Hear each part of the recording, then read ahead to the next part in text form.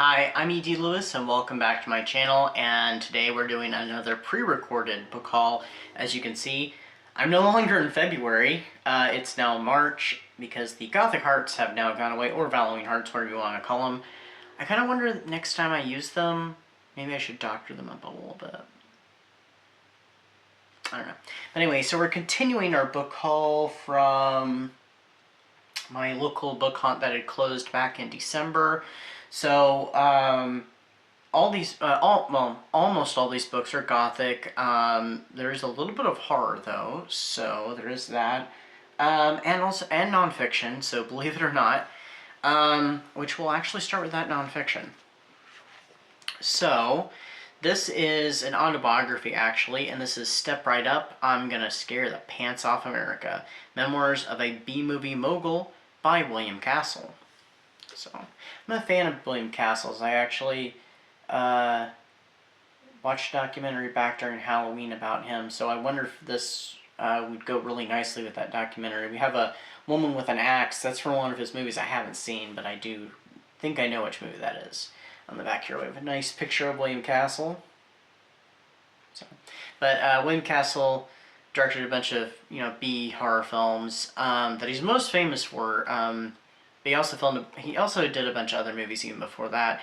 But I've seen House on Haunted Hill, that was my very first one, and The Tingler. Those have been the only ones for like years that I'd seen until this past Halloween when I watched, I think, 3 movies.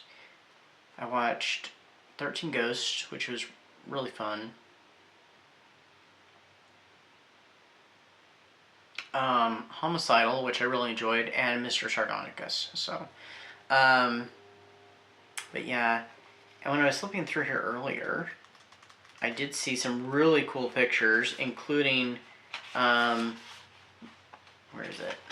Oh, this one right here, of William Castle and Alfred Hitchcock, which actually Homicidal was kind of William Castle's answer to Psycho. So, I thought it was a really fun movie. Oh, and right here we have, right next to it, we have a picture of William Castle with Vincent Price and a friend, whoever this friend in a mask is. So, that's really cool. Maybe this Halloween I'll pick this up and read it, and I may have to revisit that documentary. But we'll see. I'm a mood reader, you never know. Alright, let's go on with these ones next. So these are paranormal romance books, but they're also Gothics. So this one is Midnight Kiss by Nancy Gideon. A woman born to the light of day, a man haunted by everlasting darkness, bound together by the burning passion of a midnight kiss. So that one, I had to get that. And actually I had my eye on it for quite a while. This is part of a series. I don't know much about the other books. There's this one. This is the sequel. Midnight Temptation. A woman haunted by blood, a man consumed by desire, joined forever by the dark rapture of Midnight Temptation.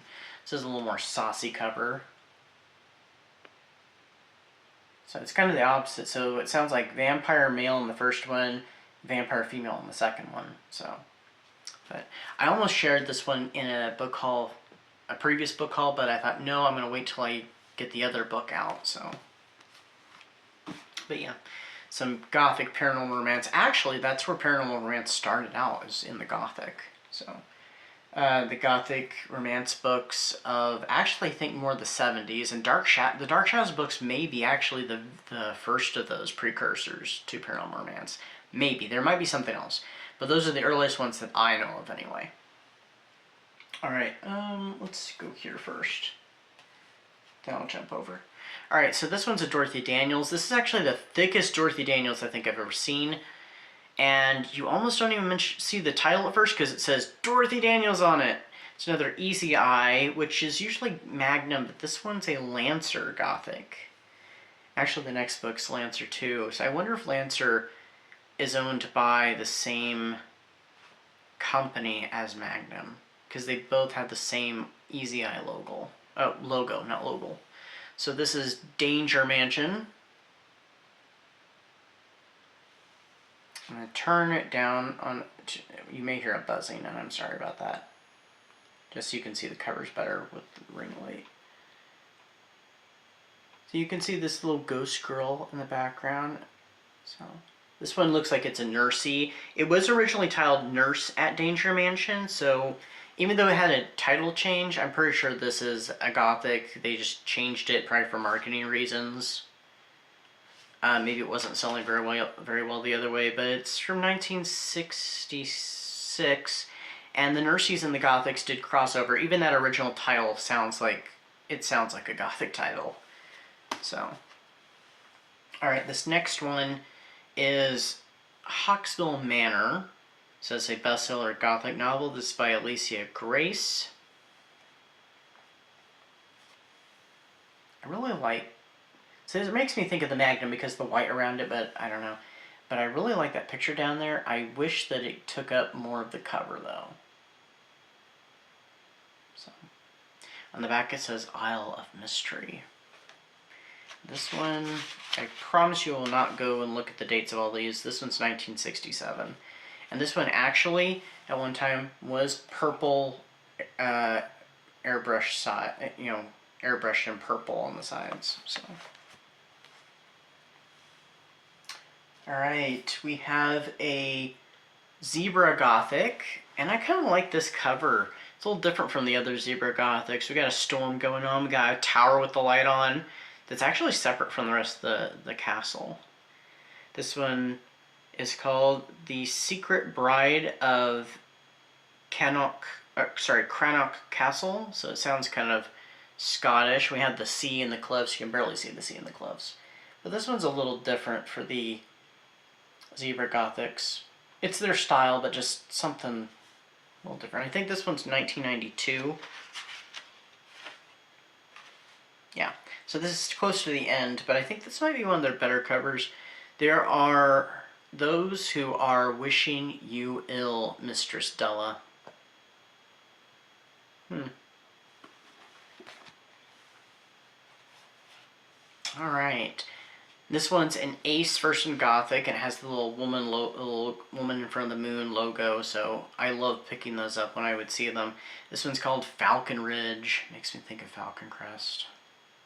By Edwina Marlowe, the author of The Master of Phoenix Hall. That sounds like a cool title.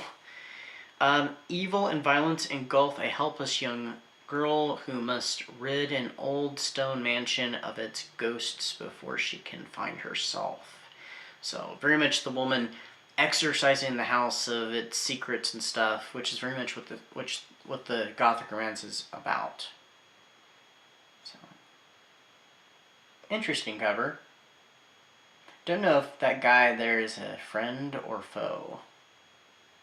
So this one's got tiny print too. 1969. Who knows, the ghost might be real on this one since it's so late in the 60s. This one's another Ace, and I don't know if that's Nell or Nellie, N-E-L-L-E, McFather. Whispering Island. I think this is from the 70s. A dream of tropic delight becomes a chilling nightmare of horror. Not an overly exciting cover.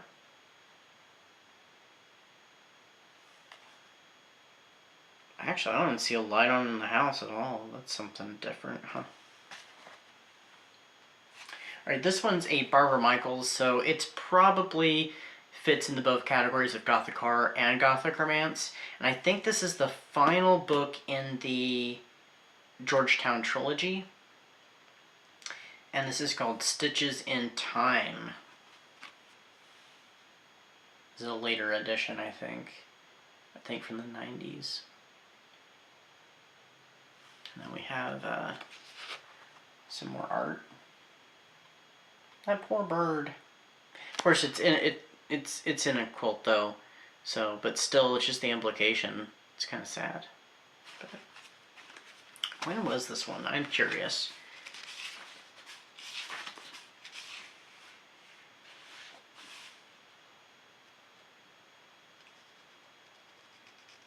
Looks like she had started writing this in 1994, but it didn't get published till 1996, so interesting. Alright,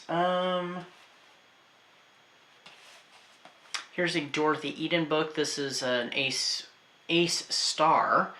The Pretty Ones by Dorothy Eden, first American edition, a stunning Gothic novel of romance and suspense by the author of The Lady of Mallow and Whistle for the Crows, which that Whistle for the Crows I have coming up in a bit. But this one's kind of cool, and it has not the Psycho house, but it's a house similar to it. There's been a lot of misconceptions about like this when they say, you know, oh, the Psycho house. But sometimes I've seen a documentary thing talking about a lot of those houses look similar, and the Cleaver house is one of them that looks very similar to the Psycho house, and a lot of times it's the one actually used. But I think I think the person who designed one designed both, and maybe a couple other exteriors. So they're that similar style, but they're not the same thing. I just noticed this on the back. Dorothy Eden is a storyteller of rare distinction who should easily satisfy the same readers who made a bestseller out of Victoria Holt, the New York Times.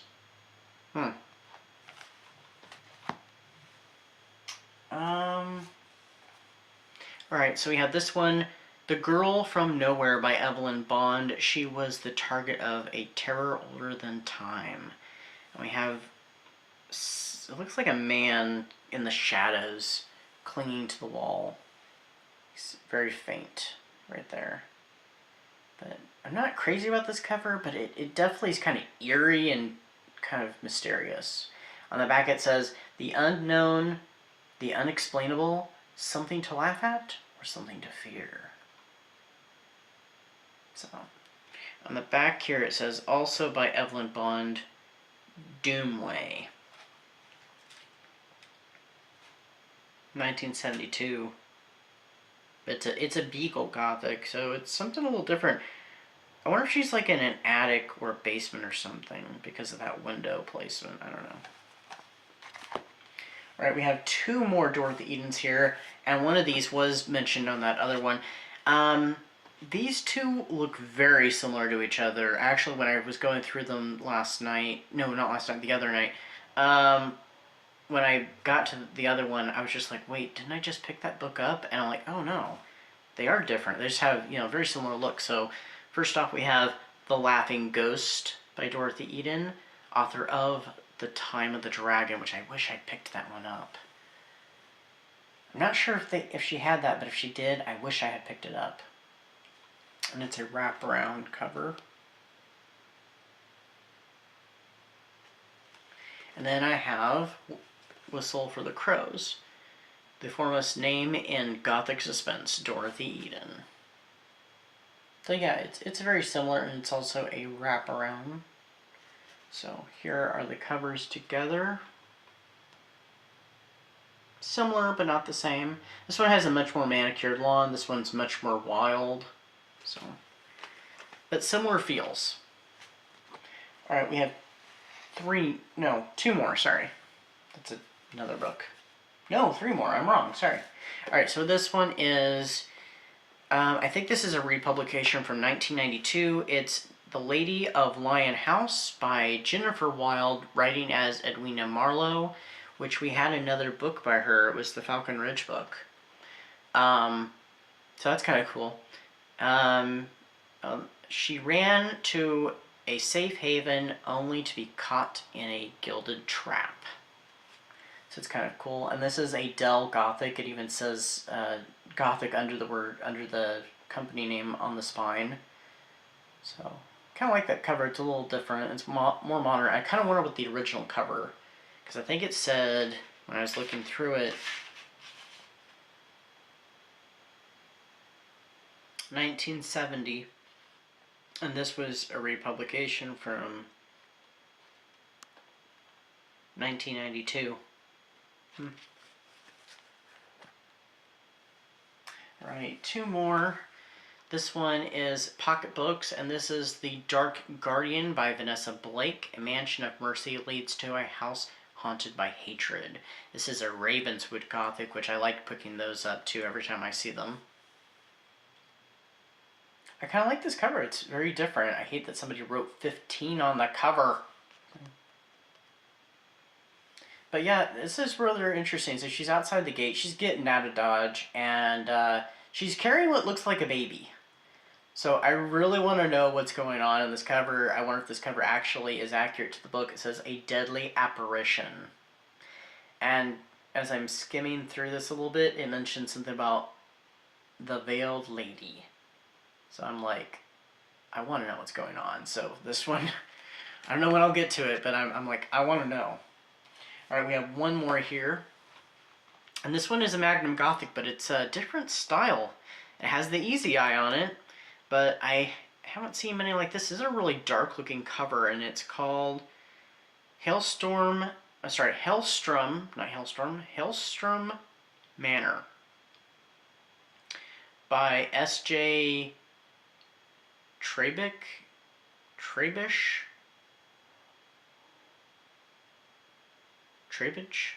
I'm not sure.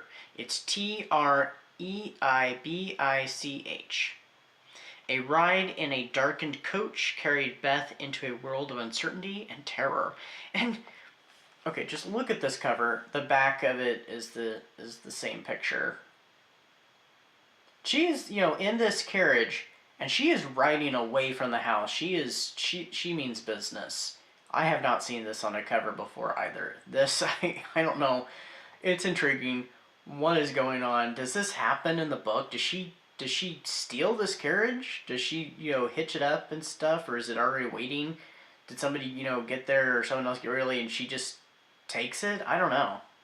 On the back it says, "Strange reunion, your father is alive," and has a really short synopsis right after that.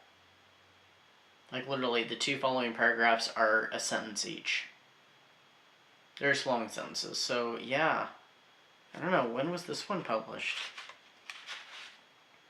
1966. Interesting. Huh. Alright, so that is my book haul for you. I'll have at least one more of these books. And I think that one's going to be a little more of a variety, because I know it's going to have Gothic in it, it's going to have horror in it, and it's going to have adventure. Because there is a vintage adventure book from a TV show I used to watch, and I still love it. I just haven't watched it for a long time. So yeah, until then, stay safe, stay spooky, and I'll see you then.